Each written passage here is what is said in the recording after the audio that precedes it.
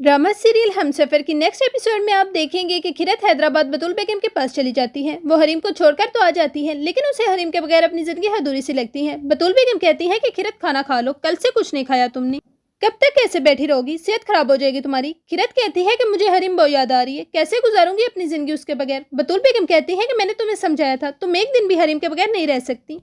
खिरत कहती है ना जाने कैसे रह रही होगी वो, उसने खाना खाया भी होगा या नहीं, उसके सारे काम मैं खुद करती थी, अब कौन करेगा उसके काम। तभी बतूल बेगम की बेटी खिरत को अशर के आने की खबर देती हैं। वो भागते हुए अशर के पास जाकर पूछती है हरीम कैसी है।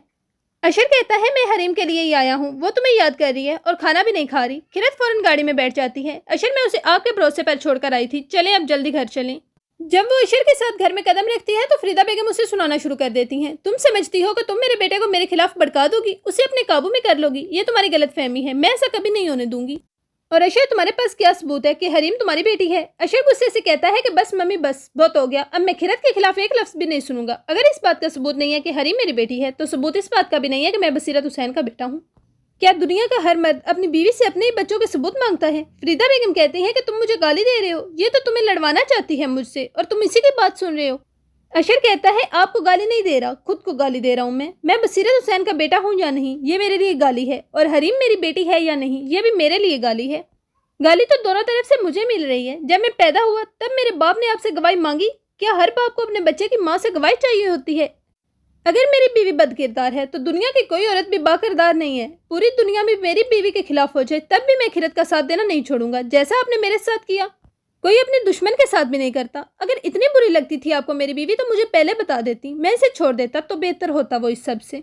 मामा मैं तो आपका बेटा हूँ ना, खिरत से नफरत करने में इतनी मगन थी आपके मेरे बारे में सोचा ही नहीं। फरीदा बेगम कहती है कि बहुत प्यार करती हूँ बेटा मैं तुमसे, सारी दुनिया से ज्यादा मोहब्बत की है मैंने तुमसे। मैं चाहती थी कि तुम्हारी हर चीज परफेक्ट हो, मेरे बेटे की बीवी शानदार हो, हर चीज तुम्हारी शायान शान हो। अशर कहता है क्या है मेरी हकीकत, यही कि मैं मुजरिम हूँ अपनी बीवी और मासूम बेटी का। सारी दुनिया हंसेगी मुझ पर, जो महरूमियाँ मेरी बेटी ने बर्दाश्त की है वो सोचता हूँ तो डूब मरने को दिल करता है मेरा।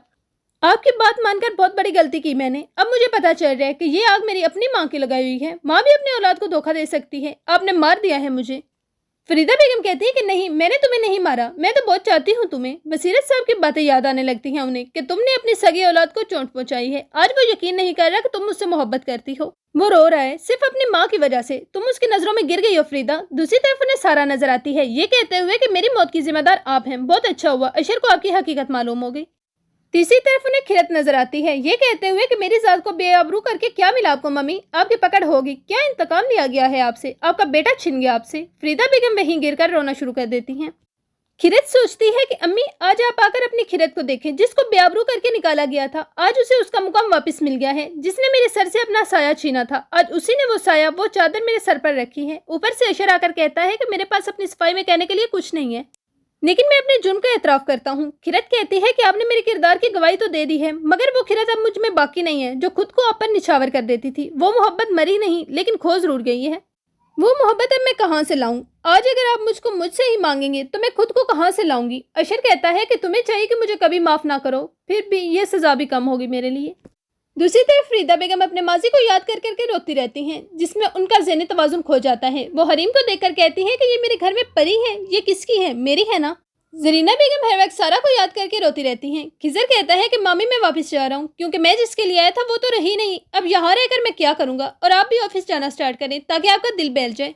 जरीना बेगम कहती है कि अब कहीं भी नहीं लगता मेरा दिल, अब तो सिर्फ उस बुलावे का इंतजार है कि कब मैं सारा के पास पहुंच जाऊं। मेरे पास तो पछतावे और काश के अलावा रहा ही कुछ नहीं। मैंने फरीदा के खेल खेले गए में अपनी जिंदगी ही हार दी, तुम जाओ अपनी जिंदगी जियो। दूसरी तरफ खिरत और अशर फिर से पहले की तरह अपनी जिंदगी एंजॉय करने लगते हैं, अपनी बेटी की हर फरमाइश पूरी करते हैं। दोनों उसको देख देख कर दोबारा से जीने लगते हैं। अशर खिरत से अपनी गलतियों की माफी मांग लेता है और खिरत उसे माफ करके फिर से अपनी जिंदगी में शामिल कर लेती है।